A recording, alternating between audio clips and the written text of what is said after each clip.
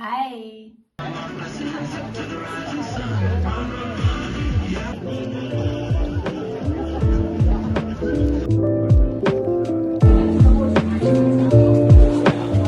1 hour later.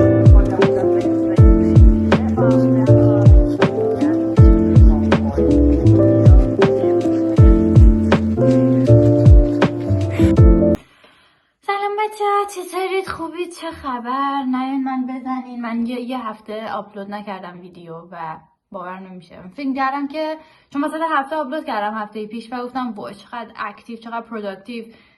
نمیدونم سه شنبه بود، سه شنبه پست گذاشتم، پنجشنبه شب و پنجشنبه هم میذارم دیگه، عالی. ولی خب اینجوری که میخواستم پیش نرفت، یهویی کار ریخت سرم و من یه خورده توی اولویت بندی کارام مشکل دارم واقعیت. گیجم که کدوم اولویت قرار بدم. الان باید بلاگ بگیرم یا اینکه مثلا اول کارم رو انجام بدم و یه موقعی چون خودم استرس دارم میخوام کاری رو انجام بدم که خوشحالم میکنه، نه کاری که اولویتمه. واسه همین کلا همه چی رو میذارم روی اتوپایلوت. مثلا میرم سریال نگاه میکنم مثل تد لاسو که تمومم کردم و الان توی دوره دیپرشن بعد از تمام شدن سریال هستم. پیشنهادهای دیگه ای دارم میگیرم مثل شرینکینگ، ولی خب that's not the point. The point is بابت اون گپی که افتاد واقعا معذرت میخوام. نمیدونم زندگی اتفاق افتاد و اینکه من شنبه که قرار روز پست گذاشتنم بود، روزی بودش که قرار بود برم 10K بدوم و اون روز هم این کارو کردم. ولی خب دیگه مثلا تا عصر برگردم قشنگ ساق پام داشت از درد اینجوری پیک، مثلا میتونست قشنگ اینجوری کرک بشکنه و من دیگه فرصتم کم که ادیتش کنم. روز بعدش هم فقط استراحت کردم، گفتم you deserve it و اینجوری بودم که خیلی افتاد عقب. حالا نمیدونم اینا بهونه است یا واقعیته. بعضی موقع خودم نمیدونم. دقیقا مشکل من همینه که مثلا وقتی خستم دارم استراحت میکنم میگم کی میاد داری بهونه میاره واسه انجام ندادن یه کاری، یا اینکه واقعا اینجوریه. بعضی موقع حتی نمیتونم اینو تشخیص بدم. That's so fucking weird. مثلا همینه که هممون به یه تراپیست نیاز داریم. ولی جدا از اون الان یه هفته میگذره نه هنوز یه هفته نشده. چی داری میگی؟ کی میاد؟ هنوز یه هفته نشده از دویی که انجام دادم. دو خیلی خوبی بود، خیلی خوش گذشت. من اون جلو وایساده بودم و همه خیلی تیپ ورزشکار داشتن. اونایی که اون جلو بودن دیدم یه سری میخواستن گرم کنن، مثلا هی بالا پایین میپریدن. یه سری هم قبل از اینکه شروع بشه دور زمین در حال دویدن بودن، داشتن گرم میکردن obviously. بعد من اینجوریم که قبلش هم تو ذهنم بود که نه من از این کارا نمیکنم. من اولش مثل جوری که خودم همیشه تمرین کردم میدوام با سرعت معمولی، بعد کم کم تندش میکنم، یعنی گرم تند، یه دوره تند، یه حالت اینتروال تور، مثلا 5 دقیقه تند بدوی، 1 دقیقه آرومش کنی، یه همچین چیزی دیگه. آخرش هم ساعتمو بیارم پایین. و خوبی دو اینه که یعنی چیزی که من واقعا باعث شد برم سمتش اینه که ورزشی که در واقع خود داری با خودت مقایسه میکنی، نه با کسی دیگه ای. رکورد خودت با رکورد قبلی خودت داری مثلا در واقع مسابقه میدی. اونجوری نیستش که فلانی زودتر دوی، چون بدنا سیستما همه با هم فرق داره. یکی پاش درد میکنه، یکی چربی های بیشتری داره. اصلا تو وقتی چربی بیشتر داشته باشی مثل این میمونه که مثلا من با همین وزنم ولی وقتی اضافه وزن دارم با 2 تا دمبل در حال دویدن باشم، یکی این ور یکی این ور خب این هم خستت میکنه، هم دیگه سرعتتو میاره پایین، همه اینا هست و اصلا چیزی نیست که اصلا دیگه واقعا نمیتونی مقایسه کنی. و اینه که من خیلی دوستش دارم. و یه بار من چون با این اپ نایکی میدوام که مثلا میتونی هم گاید بذاری که موقع دویدن یکی باشه که هر 1 کیلومتر میدوی بگه مثلا اوکی الان سرعتتو فلان کن، اگه حالت اینجوریه مثلا سرعتتو کم کن، الان میتونی یه ذره بیشتر مثلا فشار بیاری که بدوی. یه بار یه چیزی که گفت خیلی قشنگ بود. داشتم قبل از این همین مسابقه 10K تمرین میکردم یه 10K دیگر رو. بعد اومد بهم گفتش که اینسپیریشن یعنی اون چیزی که بهت الهام میده تو آسمونه، اون بالاه نه رو زمین. نگاهت هیچ موقع دویدن رو زمین نباشه، چون وقتی که کلا خسته میشی، مخصوصا اون آخرا، خیلی قوز میکنی، اینجوری در حال دویدنی، حالا شاید در نظر خنده دار بشه، که همین خودش انرژی تو داره میگیره. تو همین رو وقتی پاسچر تو صاف کنی خیلی راحت تر میتونی بدوی، ولی چون خسته شدی نمیفهمی. خیلی به همینو گوش زد کرد و بعدم این جمله رو گفت که ببین اصلا چیزی که بهت الهام میبخشه، چیزی که باعث میشه تو بخوای بدوی، تو آسمونه، تو درخته، توی I don't fucking know ابراه، زمین رو نگاه نکن. خیلی تکرار کردم موقع دویی که داشتم شنبه. چیز زیادی هم شاید نباشه واسه بعضیا، ولی برای خودم تو ویدیو قبلی هم گفتم دوست داشتم که به خودم اثبات کنم که میتونم با بقیه همچین کاری انجام بدم و رکورد خودم هم زدم. چون من اینو قبلا 1 ساعت و 8 دقیقه میتونستم بدوم، الان بود 1 ساعت و 4 دقیقه و خیلی هیجان انگیز بود. من پشت این خط وایسادم، شاید من چقدر پرو هم انگار جلو وایسادم، شاید برم پشت، شاید اینجا واسه کسایی که مثلا خیلی تون قرار بدوئن کسی نباید جلو دست و پاشون باشه. چون دیدین پشت دور زمین فوتبال هم مثلا میدوئن، این خط کشی ها اینجوریه که مثلا اون وسطی ها واسه کسایی که سرعت متوسط دارن، طبق چیزی که میدونم، شاید درست نباشه ولی من جای دیگه میرم میدوام، بمون اینو میگن که شما که سرعتتون مثلا به نسبت اونقدر بالا نیست، اون وسط بدوین. کسایی که مثلا خیلی حرفه‌ای میخوان بدوئن، از این سر یا این سر بدوئن که به هم دیگه برخورد نکنین و اینا. نمیدونم این اصولیه یا نه، حالا بعداً فرصت کنم یادم باشه چک میکنم. این تو ذهنم بود و من اینجوری بودم که شاید باید برم پشت و بزنم ولش کن دیگه، بی خیال. چون تعداد خیلی زیاد بود، بعد خودم گم میکردم بین جمعیت و اینا. گفتم نه اوکی. دویدم، یعنی گفتن شروع شد، دویدم، فقط میدم اینه مثلا این اسب مسابقه از کنارم رد میشد، نگاه مثلا ماشینه، نمیدونم. اعتماد نفسم خیلی اومد پایین، استرسم رفت بالا همون اول و به خودم اومدم دیدم که سرعتم رو سرعت 5 و بعد 4.5 5 سرعت خیلی زیادیه واسه من حداقل. 4.5 که خیلی زیاده، کلا سرعت زیادیه. بعد احساس کردم که دارم سفید میشم، ولی همینجوری از کنار داشتم آدم رد میشدم. حالا مثلا این سریشون پیر بودن، این سریشون حتی مثلا اضافه وزنشون بیشتر از من بود. این چیزایی که مثلا تو میگی بهت نمیخوره تو از من مثلا بخوای بیشتر بدوی، سریعتر بدوی. بعد گفتم whatever، اصلا دو همینش قشنگه که تو میتونی اولش هر جوری بخوای بدوی، ولی همه چی به اون آخریه بستگی داره. تا اون آخر میتونی ادامه بدی. همین شخص شاید تا مثلا 4 کیلومتر دیگه سرعتش خیلی کم شه. حتی یه ذره دیگه رفتیم دیدیم 1-2 نفر در حال راه رفتنن به همون مسیر برگشت و انگار که پشیمون شده باشن یا هرچی.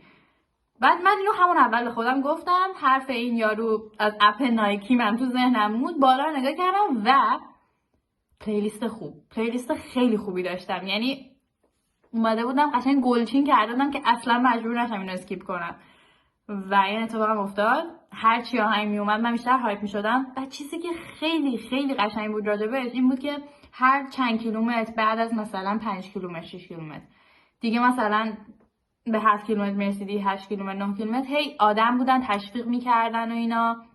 بعد حتی چند تا بچه نشسته بودن مثلا اینجوری دستشون رو آوردن جلو که مثلا هر کی رد میشه حالا فیست بام کنین، هرچی های فایو و اینا. بعد من واقعا انرژیم خب حالا یه جای به بعد دیز طبیعیه، هی بالا پایین میشه، هی باید با خود حرف بزنی، خیلی ذهنیه.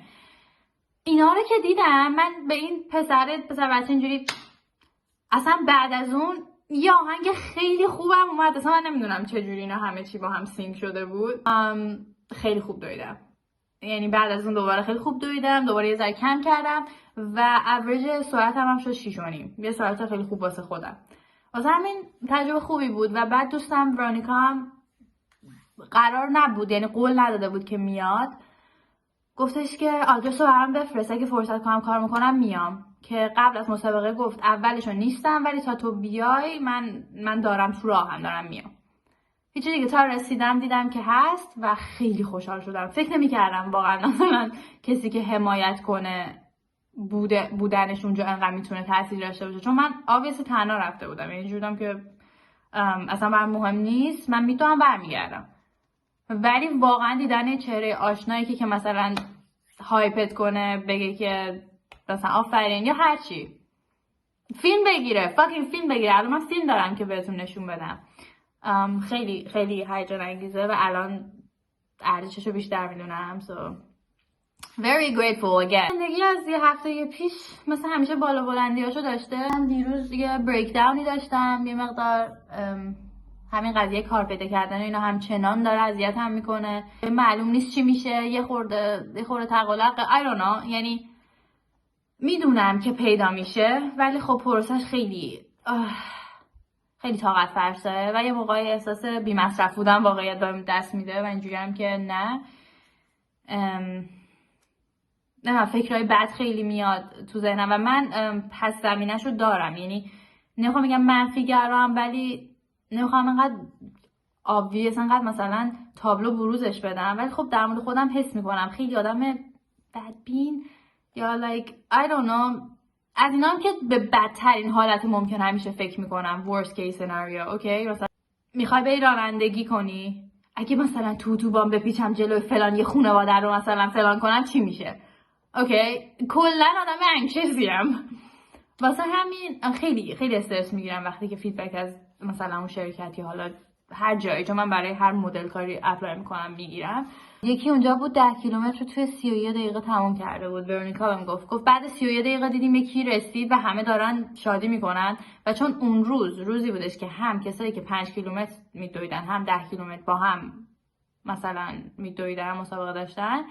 ورونیکا اول گفت شاید 5K بوده، مثلا اونی که 5 کیلومتر میدویده بوده. گفتم که نه، چون 5 کیلومتر رو توی 31 دقیقه بدوی اصلا چیز، یعنی من خودم تو 32 دقیقه میدوام، اصلا چیز واوی نیست. So وقتی داری میگی ذوق کردن و اینا، that was 10 کیلومتر و اینکه اصلا جایزه داشت واسه نفر اول، دوم، سوم، کسایی که بتونن توی 30 تا 40 دقیقه تموم کنن، مثلا این همچین چیزی. الان من مثلا همیشه باید برم داخل حالم از مدرسه بیارم، ولی قبلش یه بسته اومده بود، گفتم چرا نباید جلوی شما آنباکس کنم. راستش چیز خاصی نیست، لباس خوابه از ترندیوله و من از فاکین ترندیول خیلی بدم میاد، ولی آف خورده بود، آف خیلی خوبی خورده بود، از نه که همجوری میاد تو اینستاگرام بعد تو نمیتونی بزنی اون بر. نه وایبش خیلی بامزه بود و من دوست دارم از دانشگاه که آذربایجانیه. بعد داشتیم در مورد ترندیول باش حرف می‌زدیم که اوایل خیلی مارکای خوبی داشت ولی مثلا بعداً خیلی مارکای چرت و پرت هم قاطیشون اضافه شد، یعنی سخت بود که انتخاب کنی کدوم خوبه کدوم بده. و فکر می‌کنم یه برند ترکیه‌ایه. آره میگفتش که دقیقاً همینه قضیه دیجیکالا. مثلا اوایل دیجیکالا محصولات خودشو برای فروش میذاشت، کیفیتش اوکی بود، ولی از زمانی که فروشنده‌های شخصی خصوصی هر کی میومد مثلا کالاشو میذاشت داخل دیجیکالا، خب مثلا خیلی هاشون یا تاریخش یا فیک بودن یا مشکلی داشتن. این بودش که میگفت ترندیول هم اینجوری شده، چون شما الان هر برندی رو پیدا میکنین دیگه. مثلا من لوازم آرایش کره‌ای هم از توش پیدا کردم که حالا خوب بوده، یعنی شانس من اوکی بوده، ولی این خود برند ترندیوله. so I don't know نمیدونم خود برندش هم کیفیتش بالا پایین شده یا نه، but let's see. بعد من سایزم 34 سایز لباس، این 36 کوچیکترینش بود. Well this is very cute. این شلوارکشه. Sure. اینم yep مال خود ترندیوله. Oh my god اینو حتی میشه بیرون هم پوشید you know. I actually love it so much. That was خیلی خرید گرونی داشتم but it's very cute. I love it. I love it. راستی یادم چه چیزی رو بگم. خواستم اینو بگم که یه آپدیتی راجع به اون کراشم بگم که من 3 شنبه ها میرفتم میدویدم با یه سری از بچه ها، چون بعد از اون شنبه که رفتم 10 کیلو دویدم 3 شنبه هم رفتم باز دست جمعی با دوستام با همین کامیونیتیه، با هم مثلا اینتروال تور بدویم واسه یه 40 دقیقه. بعد یه یارویی بود، من گفتم اینجوری این دفعه این اومد سمت ما، ورونیکا هم با اون بود، لارا دوستم هم بود، یه نفر دیگه هم با اون بود، من تازه باش آشنا می‌شدم، اومد سمتمون و من اینجوریام که اوکی بعد من اینجوریام که شاید باورشون نشه ولی گفتم اینو تعریف کنم بعد برم because it's like tea. Okay, I like this. خوشم میاد داشته اتفاقی میفته. بعد ما حرف زد میگه یکی دوتا سوال چون داشتیم در مورد حرف میزدیم ما خودمون که کی از کجا میاد فلانه. این دختره که تازه باش آشنا شدیم از کلمبیا میومد. لارا هم کلمبیاییه. ورونیکا هم که از لهستانه، یعنی مام باباش لهستانی هن ولی خودش اینجا به دنیا آمده. آره بعد حرف این شد که فهمیدیم دختر آلمانی هم حرف میزنه. بعد ورونیکا گفت آلمانی هم حرف میزنی؟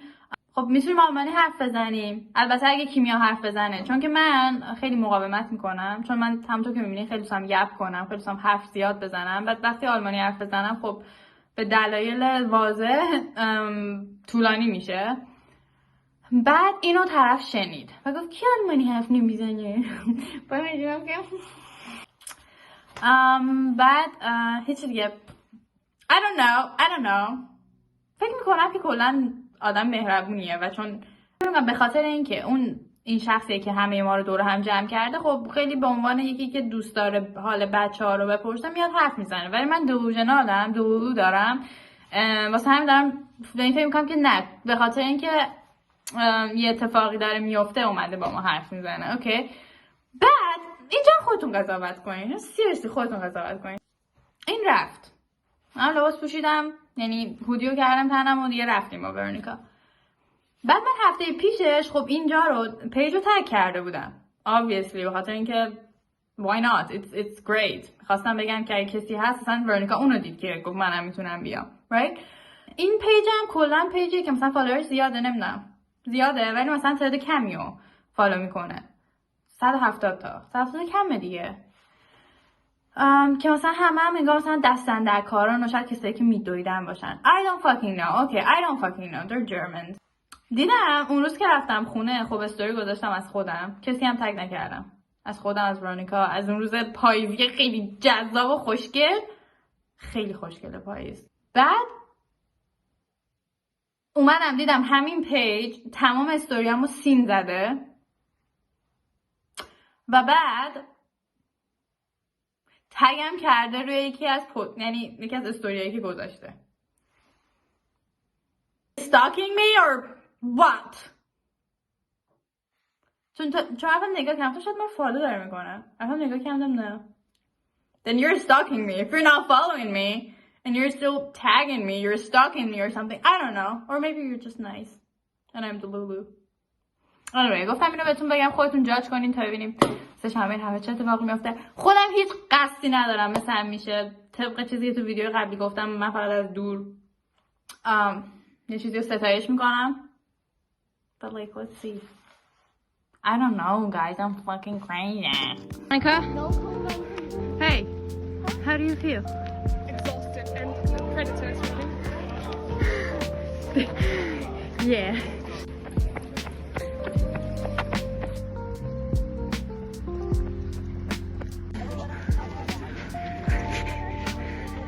Championship. How do you?